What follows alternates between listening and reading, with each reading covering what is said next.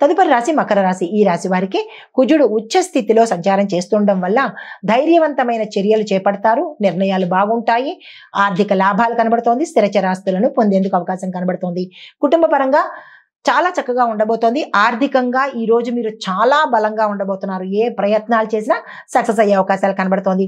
అధికారులతో అనుకూలత కనబడుతోంది. కుటుంబంలో సామరస్యము కనబడుతోంది. అనారోగ్య సూచనలు అయితే ఈ రోజు ఏమీ కనిపించడం లేదు. పరిహారంగా హనుమంతుడికి సింధూరాన్ని సమర్పించే ప్రయత్నం చేసుకోండి.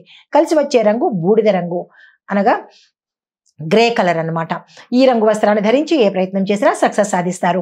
తదుపరి రాశి కుంభరాశి. ఈ రాశి వారికి చంద్రుడు మీ యొక్క 2వ స్థానంలో సంచారం చేస్తూ ఉండడం వల్ల మాటలతో జనాల్ని ఆకర్షించుకోవడము, తద్వారా మీ పనులు పూర్తి చేసుకోవడము ఈ రోజు జరిగేందుకు అవకాశాలు ఉన్నాయి. లాభాల సూచన గోచరిస్తోంది.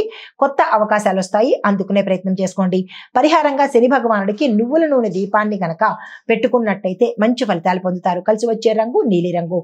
తదుపరి రాశి మీనరాశి. ఈ రాశి వారికి చంద్రుడు మీ రాశిలోనే సంచారం చేస్తుండడం వల్ల మానసికంగా ప్రశాంతత, ధైర్యము, ఆధ్యాత్మికంగా ఉత్సాహంగా ఉండడము, కొత్త నిర్ణయాలు ఏమైనా తీసుకోవాలని అనిపించడము, అలాంటివి ఏమైనా అనిపిస్తే కనుక తప్పనిసరిగా తీసుకోండి. సక్సెస్ అయ్యే అవకాశాలు చాలా ఎక్కువ కనబడుతున్నాయి.